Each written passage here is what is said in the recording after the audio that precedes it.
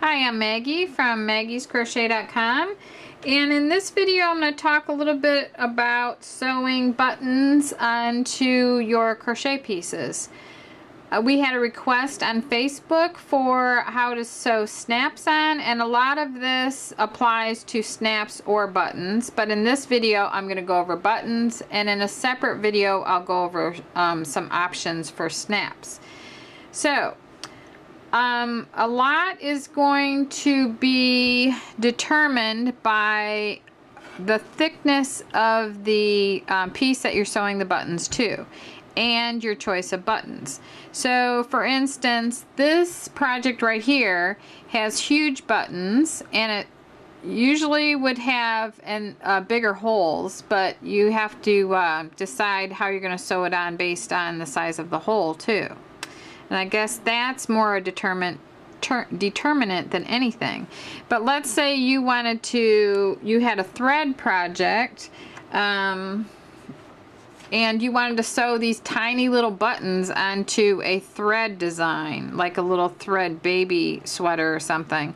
So you're going to have a needle that's going to go through the holes here with the thread on it, with the sewing thread, or you could use crochet cotton thread size 10 or size 20 if you have that, or 30, but most people don't have that. They usually have 10 if they have any thread.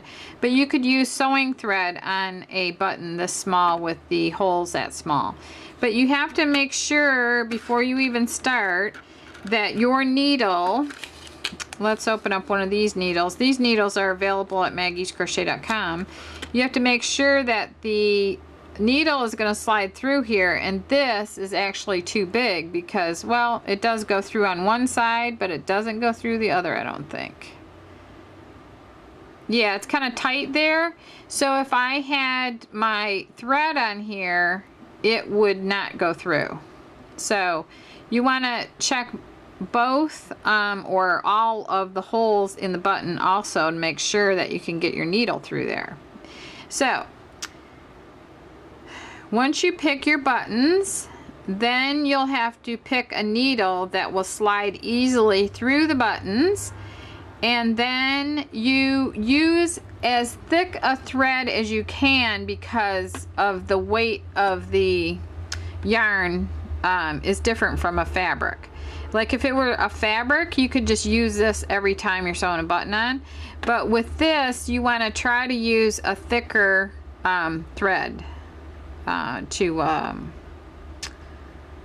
sew these on, as thick as possible that you can use. And if you can get away with using the actual yarn that you used in your crochet design, that's great too, but you'd have to have, like for this is a sport weight yarn, you'd have to have some pretty big holes here, and they do have buttons that have the big holes. But if you wanted to sew this on, you could probably get away with this needle, would be fine. And you'd probably have to use, you could probably use like crochet cotton thread size 10 to sew that on there.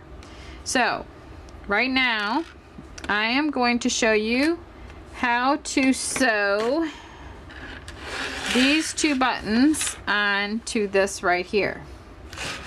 So I am also going to use, okay, so I want as big of a needle as I can use, because then the needle can accommodate the bigger thread. So this right here slides easily through that button. So I want to put big buttons on this cowl that I just made, and I am going to use crochet cotton thread size 10. If I tried to use a sport weight cotton that I have here, there's no way that that would fit through the button, and if I used regular sewing thread, I would be worried that that would break off because it wouldn't be thick enough. So I think that this crochet cotton thread size 10 is going to be good, and I'm going to try to do my little folding thing where I fold it over the side of the eye of the needle, I open up my pinch fingers and I slide the fold through the eye of the needle, and it worked. Okay, so then I'm gonna cut my length of thread, probably about 24 inches, fold it in half like this. Okay, so move my thread out of the way, move these needles and buttons out of the way. Now, because my stitches are so thick here, I'm going to just use these buttons are able to fit through the stitches, so I'm not going to worry about you know, buttonholes on this design. So I'm just going to sew this to this, and this is the type of button that has holes in it, and this is the type of button that has the little metal ring on the back. So I'll show you each one. Right now I'm going to sew this one on here. So here's the front, and I'm going to do this right-handed because I'm actually left-handed, but I crochet right-handed, but I like to sew left-handed. So anyway, you go through here and you want to secure it close to where the button's going to be. So you know the button's right here. So I'm going to hold a finger on each side there. I'm going to come out a little ways away from the center where I know the center of the button is, and I'm going to go with my needle in towards the center of the button back here. And I'm going to pull really slow here so this doesn't pull out. And then right where I came out, I'm going to go back in again, just a little behind it, so I can lock it.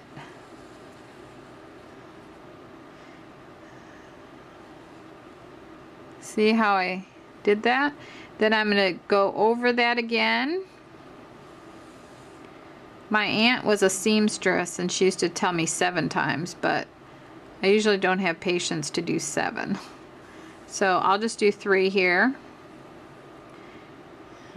And you could choose what color you want to use. I'm just doing white so it shows up in the video. Okay, so now I'm somewhere near the center of that button. So I'm going to turn it over to the right side, and then I'm going to poke my needle up here so I can get the button lined up, and then come to the front side right here, and then I'm going to line it up like this, and I'm going to go straight down to the back side, to the wrong side. And +2, you want to make sure your button is being sewn on the right side. With this, it's a basket weave stitch, so there really isn't a right and a wrong side to this. Okay, so I'm on the wrong side, and then I move over just a little bit, like 1/4 of an inch right here, and I'm going to go back to the front side.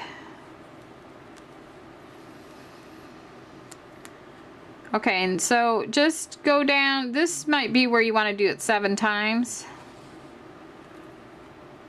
And then I'm going to move over a little bit. And I'm going to pull tight to make sure.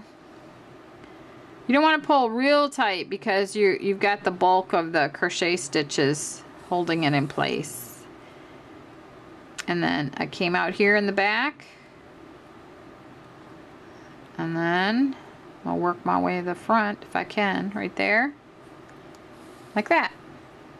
So then it's getting kind of tight now in those little holes there.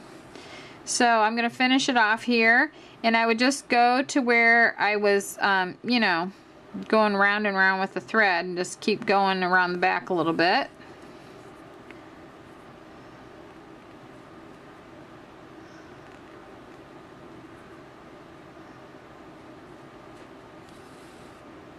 Okay, then I go over that a couple more times.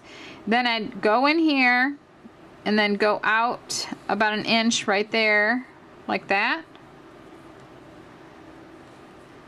And then make sure, well, I got I had this folded over, so now it's 2 strands, so that's all right. And I cut flat, I don't cut into the work, like that. And then I got a button sewn on. So then I could go like this, and have it go between the double crochet stitches like that. Isn't that cute? Nice. Okay, so now I will sew this one on here. So I'm going to use the same needle and thread, except I need another piece. I'm going to thread that on there.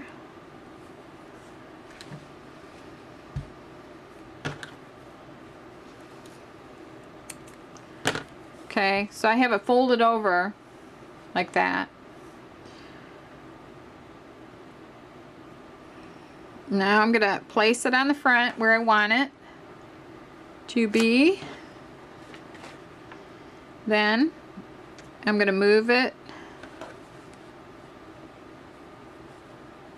I'm going to hold it there in place and go to the wrong side. And this time it's going to be a little different because I got to find that metal ring that's right there. I got to find it on the wrong side. And so what I want to do is I see it right there, but I'm going to move it so it's like spaced between a stitch, like the bulk of a stitch. So I have something to attach it to. So I'm going to move it to its right, like there, and I'm going to come in from the side like this. See right there? And my hook is right under there. The metal ring is right under there. I've got to pull really slow here. See that little end there? I could leave that long if I wanted to and then just come back and snip it later, but I'll risk it like that. Okay, so now my ring is right here underneath the bulk of a double crochet stitch right there. So I'm gonna go to this side of it. Well, let me see, I can't see it yet. Let's say I need to find it in there. Okay, so it's right in there, and I just have to find it in there. Okay, right there. I've like put the bulk of a stitch over the top of it, and I'm coming in this side of the metal ring on the back of the button, and I'm just going to come out the other side, and that way I'm catching a bulk piece of yarn that will hold it on there. So I'm going to go through there like that. I still want to be really slow on pulling this through because it hasn't really been secured yet. So I'm going to keep doing that, and just make sure you can lift it forward to know that you're definitely inside that ring.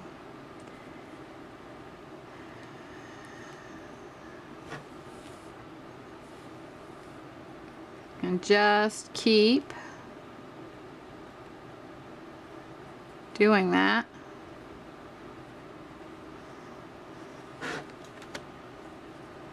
Doesn't want to come through. I don't know why that is. Okay, now I can kind of tighten it because I'm not worried about that slipping out anymore.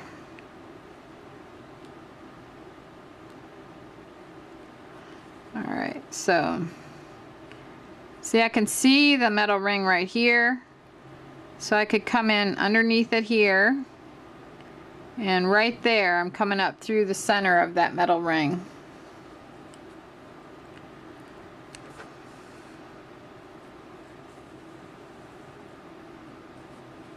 See, this will be kind of hidden when it's, you know, over on the right side. Alright, so you just keep going. Probably at least 7 times, like my aunt used to say, to lock it. Like that. And then once you've gone over that, you want to come down here and just go out about an inch right here, and then lay your scissors flat and just cut. Okay, so that's how you do a button that has a little metal ring on the back. So that's how you sew buttons on a crochet design, and that's how you sew them on this bulky cowl here. So I hope this helps you to master your crochet, and I hope that you visit us at maggiescrochet.com and join our YouTube channel. And we're coming out with new videos every single week. And this is another video that we have, that's the basket weave cowl, or you could make it into a scarf too. So thank you for watching, and I hope that you enjoyed the video.